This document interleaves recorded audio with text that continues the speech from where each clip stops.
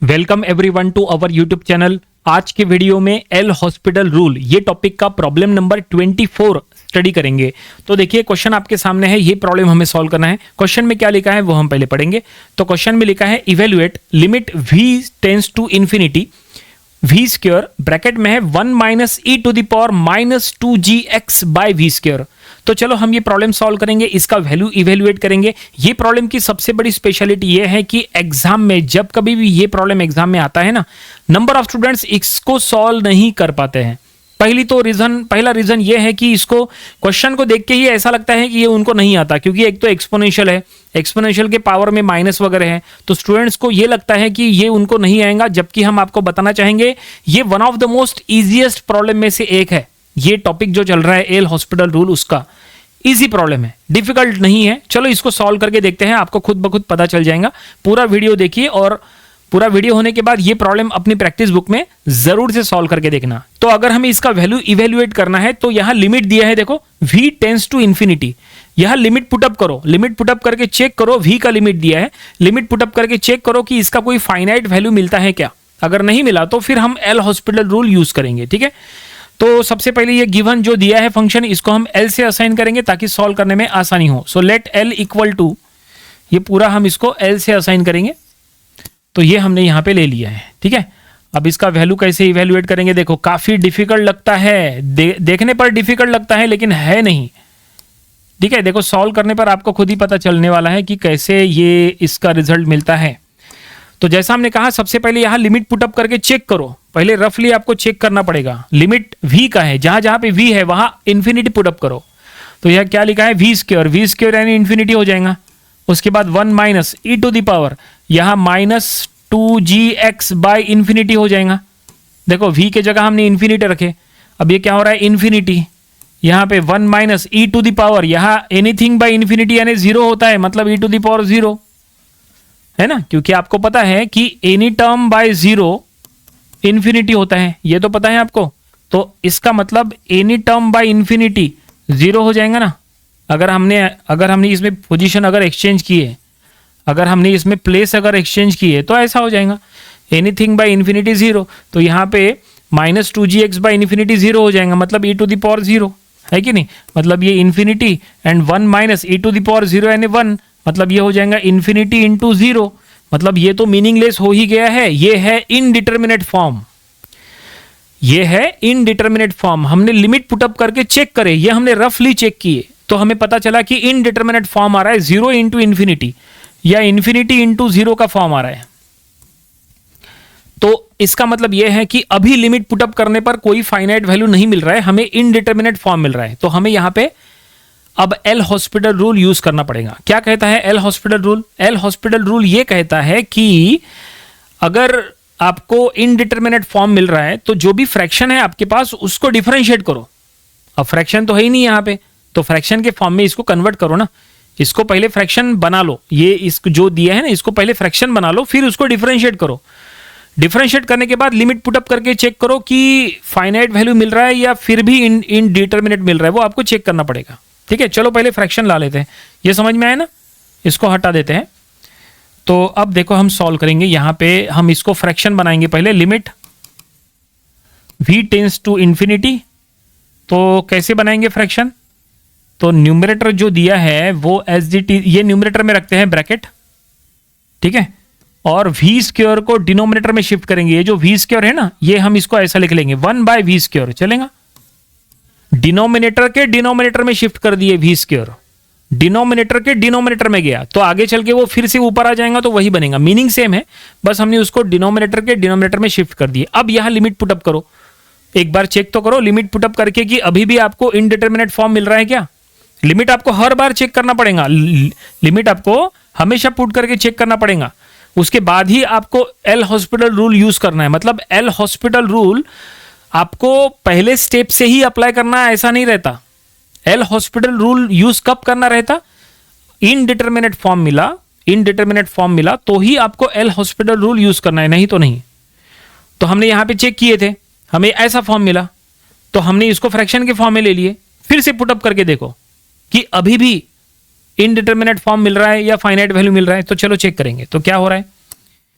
तो न्यूमरेटर में v के जगह इन्फिनिटी रखो तो 1 minus E to the power 0 हो जाएगा, क्योंकि 1 minus E to the power minus 2gx by infinity मतलब ई टू द पावर 0, और डिनोमिनेटर में ये 1 बाई वी स्क्वायर यानी 1 बाई इन्फिनिटी है ना, मतलब डिनोमिनेटर हो गया 0, 1 बाई इन्फिनिटी यानी 0, और न्यूमरेटर में 1 माइनस 1 यानी 0, मतलब ये 0 बाई 0 का फॉर्म आ रहा है। अब क्या आ रहा है, 0 बाई 0 का फॉर्म आ रहा है। इसके पहले इन्फिनिटी इंटू 0 आया था इसके पहले, इस बार 0 बाई 0 का फॉर्म आ रहा है, मतलब ये फिर से इनडिटर्मिनेट फॉर्म है। तो अब हमें any how L hospital rule use करना ही पड़ेगा। तो चलो अब हम यहां यूज करेंगे। तो by L hospital rule, by L hospitals rule. अब क्या कहता है एल हॉस्पिटल रूल, क्या बताए थे हमने थोड़ी देर पहले। एल हॉस्पिटल रूल ये कहता है कि फ्रैक्शंस को डिफरेंशिएट करो न्यूमरेटर में भी और डिनोमिनेटर में भी। तो चलो डिफरेंशिएट करेंगे, और डिफरेंशिएट करना है विद रिस्पेक्ट टू v, ठीक है।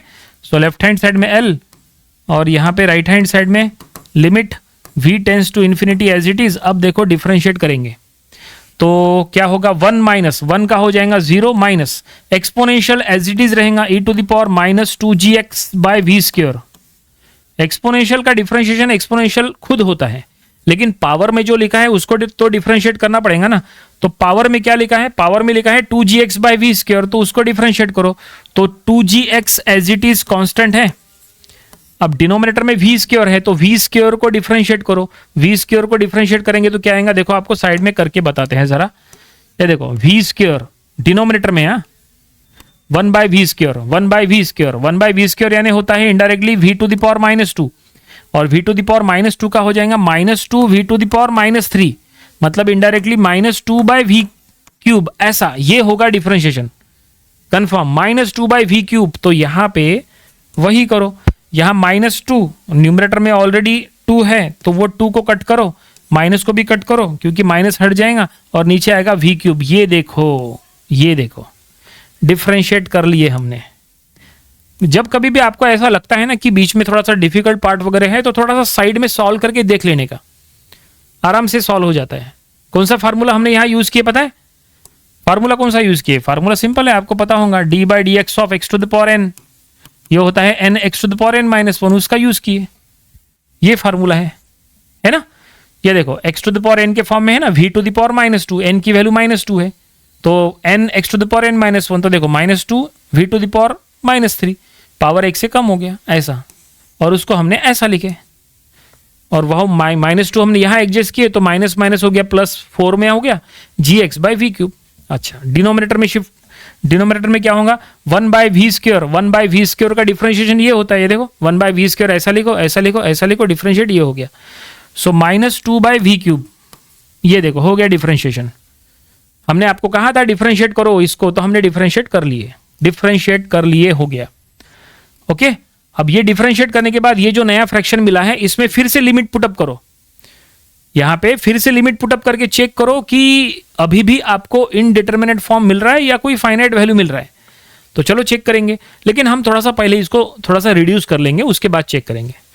पहले रिड्यूस करेंगे, क्या रिड्यूस होगा, L limit v tends to infinity. एक काम करो, ये देखो ये जो v क्यूब है इसको न्यूमरेटर में शिफ्ट करो, तो ये और ये देखो माइनस माइनस कैंसिल हो जाएगा, ये माइनस कैंसिल हो गया, v क्यूब ऊपर चला गया, e to the power minus 2gx by we square, ये as it is exponential as it is है, और यहाँ पे 4gx बाई वी क्यूब, ये भी अभी हमने एज इट इज रखा है, डिवाइडेड बाय 2। क्या किए हमने अभी यहाँ पे, अभी हमने यहाँ ये किए कि माइनस माइनस कट कर दिए, ये डिनोमिनेटर का 2 वही है, वी क्यूब ऊपर चला गया, बाकी सब एज इट इज है। स्टेप वाइज करेंगे, जल्दबाजी करने की जरूरत नहीं है। अब इसके बाद क्या होगा, अब इसके बाद ये होगा कि ये वी क्यूब कैंसिल हो जाएगा, देखो कैंसिल हो गया, वी क्यूब कैंसिल। अब यहाँ 2 1 ज़ा 2, 2 2 ज़ा 4, यहाँ पे देखो कट गया, ठीक है। और अब जो बचा है वो लिखो, तो इधर लिखते हैं हम, इधर लिखते हैं L equal to limit v tends to infinity. क्या क्या बचा है, एक तो बचा है यहाँ पे 2 बचा है, 2gx बचा है, तो बचा है 2gx, ये बचा है, और क्या बचा है, एक्सपोनेंशियल बचा है एज इट इज तो e to the power minus 2gx by we square ये बचा है। और कुछ बचा है क्या? नहीं, खत्म। अब ये जो बचा है इसमें लिमिट पुटअप करो। लिमिट पुटअप करने के बाद चेक करो क्या फाइनाइट वैल्यू मिलेगा। यस बिल्कुल, यहाँ डेफिनेटली फाइनाइट वैल्यू मिलेगा। कैसे? देखो हम पुट कर रहे हैं, लिमिट पुटअप करो। v का लिमिट है, जहां पे v है वहां पे इन्फिनिटी रखो तो मिलेगा 2gx e to the power minus 2gx by infinity. ये देखो v स्क्वायर के जगह इन्फिनिटी आ गया। हमने लिमिट पुटअप की है। अब एनीथिंग बाय इन्फिनिटी यानी जीरो, मतलब ये पूरा क्या हो जाएगा? ये पूरा हो जाएगा जीरो। मतलब हम इसके जगह यहाँ पे सीधा सीधा जीरो लिख सकते हैं। हम इसके जगह सीधा जीरो लिख देंगे, है ना। और e टू द पावर 0 यानी 1, so l equal to 2gx। So finally 2gx जो मिला है वो क्या है? वो क्या है? वो हमारा फाइनाइट वैल्यू है। और हम यहाँ पे लिख लेंगे देयरफॉर इसका वैल्यू इवेल्युएट करने के लिए कहा था ना, देयरफॉर हमने इसका वैल्यू यहाँ पे इवेल्युएट कर लिया है। और इसका वैल्यू हमें क्या मिला है? इसका वैल्यू हमें मिला है 2gx। So therefore this equal to 2gx and this is the required result या this is the required answer. और फाइनली प्रॉब्लम यहीं पे कंप्लीट हो गया। समझ में आया कैसे हमने सॉल्व किए? सिंपल। सबसे पहले गिवन जो फंक्शन था उसको हमने एल से असाइन किए। पहले हमने लिमिट पुटअप करके चेक करे तो फाइनाइट वैल्यू नहीं मिल रहा था, ऐसा इनडिटर्मिनेट फॉर्म आ रहा था। फिर हमने ये तय किए कि इसको एल हॉस्पिटल रूल से सॉल्व करना है तो फ्रैक्शन तैयार करना पड़ेगा। तो फ्रैक्शन तैयार करने के लिए वी स्क्वायर को डिनोमिनेटर के डिनोमिनेटर में शिफ्ट कर दिए, फ्रैक्शन बन गया। अब यहाँ पे एल हॉस्पिटल रूल यूज करने के पहले एक बार फिर से लिमिट पुटअप करके चेक किए, अभी भी फाइनाइट वैल्यू नहीं मिल रहा था, ऐसा इनडिटर्मिनेट फॉर्म आया। फाइनली हमने एल हॉस्पिटल रूल यूज किए, न्यूमरेटर में डिफरेंशिएट किए, ये उसका डिफरेंशिएशन बना। डिनोमिनेटर में डिफरेंशिएट किए, ये उसका डिफरेंशिएशन बना। ये एक नया फ्रैक्शन बना, उसको थोड़ा सा हमने रिड्यूस किए तो यहाँ पे कुछ टर्म्स कैंसिल हो गए और बच गया सिर्फ इतना। अब इसमें लिमिट पुटअप करो और अब हमें फाइनाइट वैल्यू मिल रहा था, फाइनाइट वैल्यू मिल गया हमें, ये 2gx, और यही हमारा रिजल्ट है। और इस तरह से फाइनली प्रॉब्लम कंप्लीट हो गया। आई होप ये पूरा प्रॉब्लम कैसे हमने सॉल्व किए ये आपको समझ में आया होगा। ये इंपॉर्टेंट प्रॉब्लम था और हमने आपको ये भी बताया कि स्टूडेंट्स गलती कहाँ पे करते हैं और कंफ्यूज क्यों होते हैं, ओनली बिकॉज ऑफ एक्सपोनेंशियल का पावर, वी स्क्वायर वगैरह वो देख के कंफ्यूज होते हैं। बिल्कुल कंफ्यूज नहीं होना, बहुत ही आसान सा प्रॉब्लम था। ये प्रॉब्लम आपको अपनी प्रैक्टिस बुक में जरूर से सॉल्व करके देख लेना चाहिए। तो ये था एल हॉस्पिटल रूल, ये टॉपिक का प्रॉब्लम नंबर 24।